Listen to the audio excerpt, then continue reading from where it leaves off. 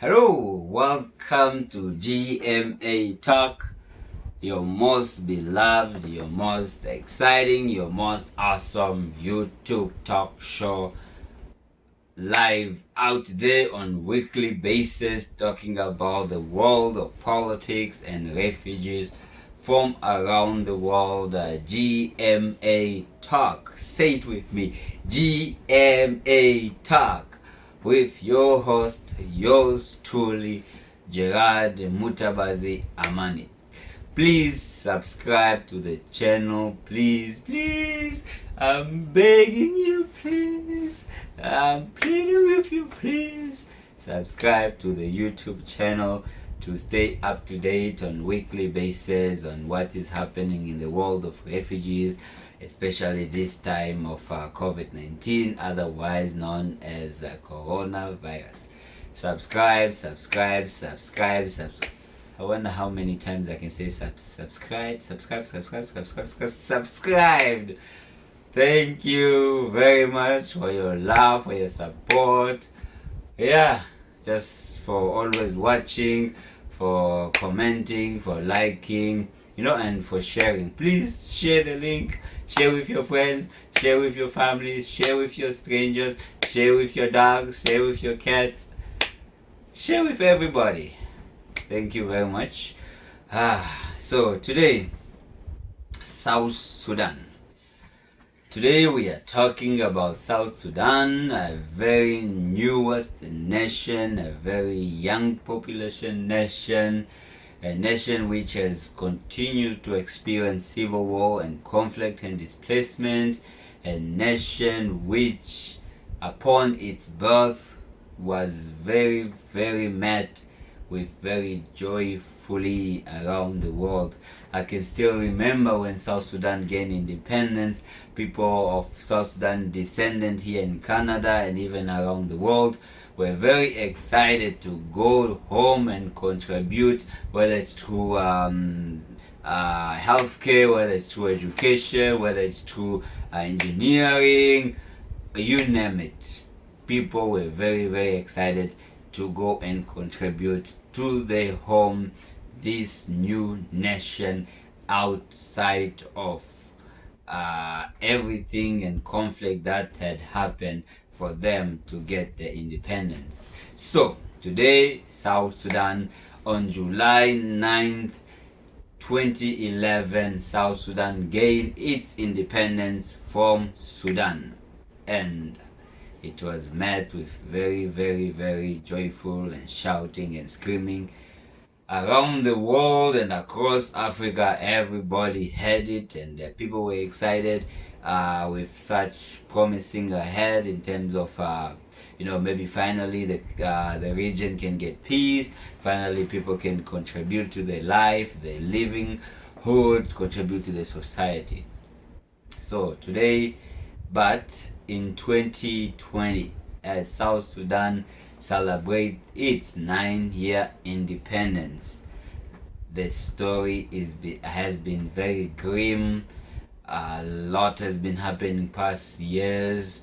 There have been a lot of displacement, there have been a lot of death, there have been a lot of refugees, and there have been many failed peace deals among two leaders in the country, which has been as a result of the peace deal have been as a result of continuous support and pushing from whether it's an intergovernmental organization, non-profit organization, regional neighbors, regional powers, and international, and even African Union and United Nations pushing the parties in South Sudan to really settle the difference for so many years. So without further ado, can you believe it? That was all introduction, and we have not even get to the deep end of the situation, and hopefully bring you up to date and see how we can call to action what is happening in South Sudan and how we can support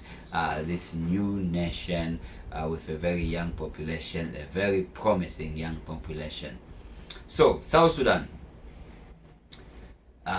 when the country gained independence, there were really two main leaders in place. There was the president who was called President Salva Kiir, who is still the president of South Sudan, and there was vice president or deputy president. You might call him. His name was Riek Machar. So Riek Machar was the deputy president of Salva Kiir. So in 2013, late 2013, there was a disagreement. Salva Kiir accused that Riek Machar was tried to plot coup d'etat in terms of overthrowing him, to which Riek Machar denied all the allegation against him, and then he ended up leaving the government and leaving his site as leaving his position as the deputy president to South Sudan. And shortly after that, really a conflict broke out, which is still to this day. And one of the things which has really been a very, very huge contributing factor to this conflict, because also a contributing factor is these two gentlemen, they are from two tribes in South Sudan, which are very prominent tribes. Salva Kiir is from a tribe, wait, let me get this right. Yeah, Salva Kiir is a member of the Dinka tribe, and then Riek Machar is from a tribe called Nuer. So the two fractions in the country. So as a result, Riek Machar has been having his fighting group, or his armies, or his rebel groups, which have been fighting head in head with Salva Kiir as the national army in the country. And so it has resulted in many deaths in the country. According to reports, they've been up to date. They've been about almost 400,000 deaths just in the country. And out of that death, really, speaking of not just death, but in the country itself, the displacement, really, according to the UNHCR, up to date, there is really nearly 2 million people displaced in the country and in need of some sort of humanitarian security, humanitarian assistance. And on top of that, if it's not enough having about 2 million people displaced in a country, there is about 2.2 million refugees of South Sudanese who have settled in the near neighboring countries. And one notably country which has overwhelmingly and generously welcomed South Sudanese refugees is Uganda, where there is over 1 million people, or about 1 million people in Uganda alone, of South Sudanese refugees. And the other refugees are scattered in different countries, such as Ethiopia, such as Sudan itself, and such as even in Congo. There is also a number of South Sudanese refugees who ran for shelter and refuge inside there. So with all of this, just trying to picture it, a very newest nation, a very promising nation, but not out of 9 years of independence. So 2013, let's count together. So 2013, and then got 14, 15, 16, 17, 18, 19, 20. So out of 9 years, so 7 years, there have been conflict, there have been turmoil in the country. And out of these 7 years, there have really been a lot of peace deals, peace initiative, in order to get the two parties to the table, the two parties to agree with each other in terms of building a stronger and prosperous and safe South Sudan, where everybody can feel safe, can accomplish their dreams, can accomplish their goals, build a livelihood, build a future. So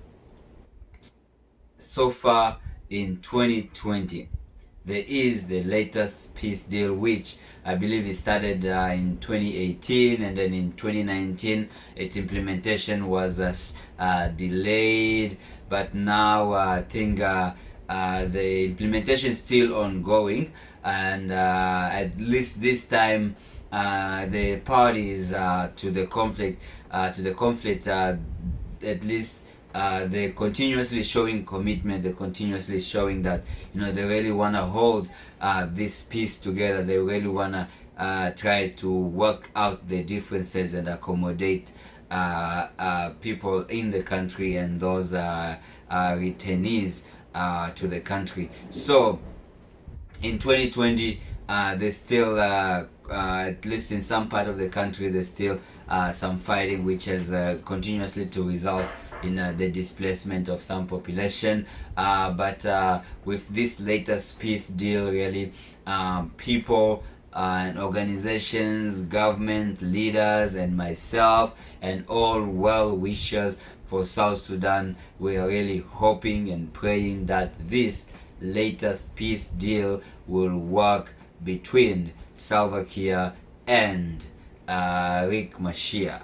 And because usually some of this agreement, it has to be as a result of positions in cabinet, maybe nominations in terms of who's gonna lead the provinces, the deputy presidents, and then how to integrate the army or the group that Riek Machar was leading or was part of leading. So there is all of pieces and bits which the two parties have continuously shown interest in terms of working together with regional partners, international partners, to see how they can support this latest effort in terms of achieving lasting peace in South Sudan, so that everything really can be prosperous. People can enjoy this newest, rejuvenated, exciting and awesome nation with a very young population, very young and promising population. So at a time of coronavirus, which has even continuously made things very hard for those displaced and many refugees of South Sudan in the neighboring countries, things really have not been easy for whether it's inside or outside. So you and I really, we can continuously being informed about what is happening in South Sudan, and besides continuously being informed, we can see in terms of the intergovernmental organization, in terms of our governments around the world, those who have influence to the two leaders in the country, and see how really we can lobby or mobilize of this stakeholders really to put pressure or try to support more of the peace deal and peace initiative that has been in place.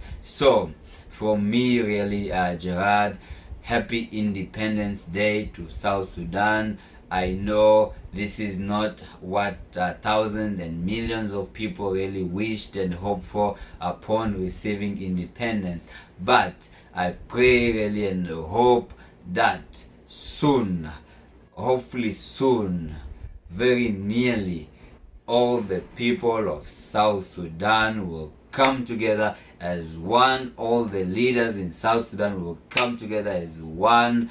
All the fighting in South Sudan will cease, and there will be no more fighting. So hopefully this 2020 is time for peace. Hopefully this 2020 is time for everybody to join their hands together and build a peaceful, prosperous and strong South Sudan. And as well wishers from around the world, from Africa, we are behind them for the good of South Sudan, for the prosperous of South Sudan. And some of us and me, would love to visit South Sudan. So I wish peace, love, and prosperity and unity to my people in South Sudan, to all the leaders in South Sudan. Please, please, please, don't let this deal go down. Don't let this deal fail yet again. To all the parties which have influence to the conflict, please, please, please, we pray for peace. It's one South Sudan, it's one people, and as fellow Africans, as fellow human beings, we are here to support the effort of peace and to support our brothers and sisters who long for peace in the country, so that they can really work together hand in hand to build the newest and prosperous nation. So that's it for me, Gerard Mutabazi Amandi. Please don't forget to subscribe to this channel, GMA Talk, on weekly basis, bringing you everything related to refugees and the world of politics. And next week we're gonna have a very special guest all the way live from Rwanda in Gisenyi, not far from the Congo border, not far from the Congo bordering of the city of Goma. So gonna be live on Zoom, talking about the benefits of refugees, talking about the prospects of refugees, talking about the support that can be offered for refugees and to refugees, and talking about how refugees can be treated equally as members of society, and how refugees and locals and host population can be bridged together. So don't forget, stay tuned for next week. You're gonna love this story. He's a very inspiring gentleman.